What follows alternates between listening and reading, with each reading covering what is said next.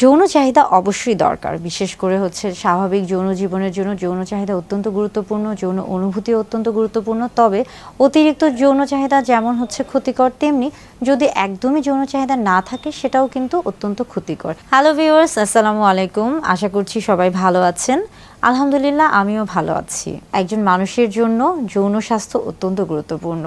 এই যৌন স্বাস্থ্যের সাথে যৌন চাহিদার একটা বিশেষ সম্পর্ক রয়েছে। যৌন চাহিদা যদি একদমই না থাকে এটাও যেমন ক্ষতিকর, তেমনি যৌন চাহিদা যদি অতিরিক্ত থাকে এটাও কিন্তু ক্ষতিকর। হ্যাঁ, আজকে কথা বলবো অতিরিক্ত যৌন চাহিদা নিয়ে। অতিরিক্ত যৌন চাহিদা কী বা কেন তৈরি হচ্ছে, এবং এর ফলে স্বামী স্ত্রীর দাম্পত্য জীবনে কি কোনো সমস্যা হচ্ছে, কিংবা নারী পুরুষ উভয়ের ক্ষেত্রেই বা তাদের ব্যক্তিগত জীবনে কি কোনো প্রভাব পড়ছে, এই বিষয়গুলি নিয়েই কথা বলবো, বা এই বিষয় থেকে কিভাবে পরিত্রাণ পাওয়া যায় সেটা নিয়ে কথা বলবো। যৌন চাহিদা মূলত বিভিন্ন কারণে হয়ে থাকে। যৌন চাহিদা অত্যন্ত গুরুত্বপূর্ণ, বিশেষ করে একটা সুন্দর, স্বাস্থ্যকর বা সুখী একটা হচ্ছে যৌন জীবনের জন্য।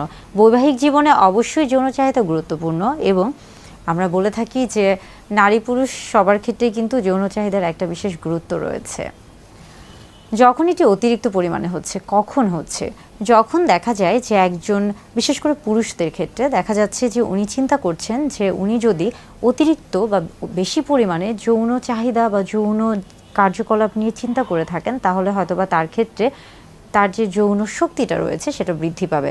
অর্থাৎ তার মধ্যে একটা ভ্রান্ত ধারণা থাকে, বা অনেক পুরুষদের মধ্যে একটা ভ্রান্ত ধারণা থাকে যে তিনি যদি সবসময় যৌন চাহিদা বা যৌন উত্তেজনামূলক বিষয়গুলি নিয়ে চিন্তা করতে থাকেন, তাহলে হয়তোবা তার যৌন শক্তি বৃদ্ধি পাবে। এই যে একটা ভ্রান্ত ধারণা, এটা থেকেও কিন্তু অনেক সময় যৌন চাহিদা বৃদ্ধি পায়।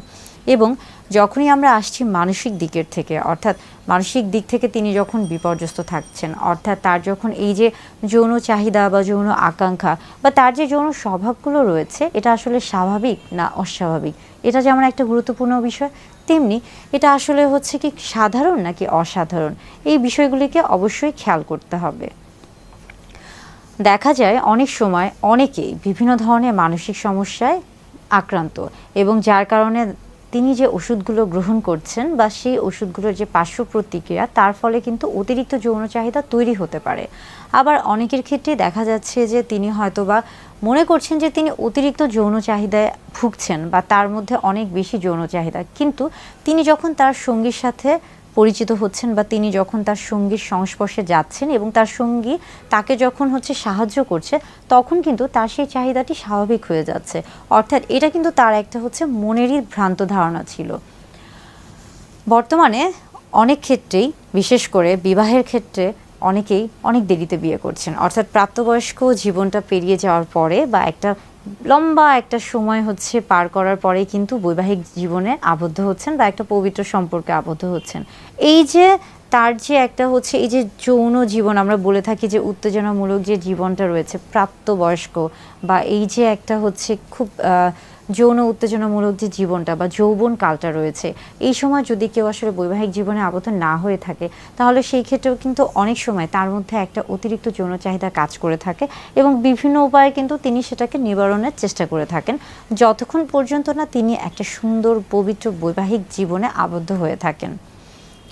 পাশাপাশি আমরা যখন ধর্মীয় দিক থেকে চিন্তা করছি, যে আপনি যখন ধর্মীয় দিক থেকে ভাববেন, তখন কিন্তু আপনার মধ্যে এই যে বিষয়গুলো অতিরিক্ত যৌন আকাঙ্ক্ষা বা যৌন চাহিদা, এগুলো কিন্তু আসলে হচ্ছে তখন মাথায় আসার কথা না, বা এগুলোকে আপনি কিন্তু খুব সহজেই তখন সংযত করে রাখতে পারবেন।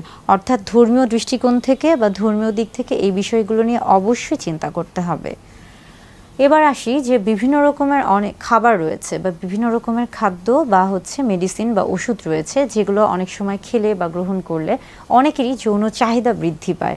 সেই ক্ষেত্রেও কিন্তু খেয়াল করতে হবে যে আপনি কি খাবার গ্রহণ করছেন, বা আপনি কোন ওষুধ গ্রহণ করছেন, এবং তার ফলে কি আপনার অতিরিক্ত যৌন চাহিদা বাড়ছে কিনা, এটাও কিন্তু আপনাকে খেয়াল রাখতে হবে।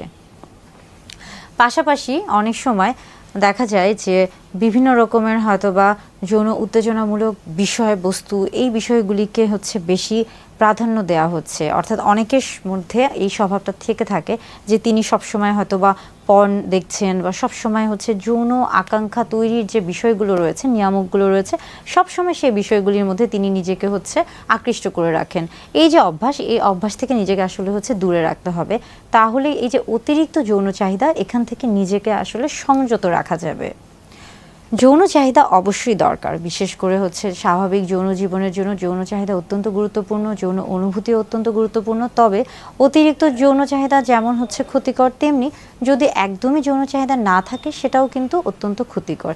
এই যৌন চাহিদা অতিরিক্ত হয়ে থাকলে অবশ্যই, বা আপনি যদি মনে করে থাকেন যে আপনি অতিরিক্ত যৌন চাহিদায় ভুগছেন, তাহলে আপনি অবশ্যই একজন চিকিৎসকের শরণাপন্ন হবেন এবং তার পরামর্শ অনুযায়ী চিকিৎসা সেবা এবং পরামর্শ গ্রহণ করবেন।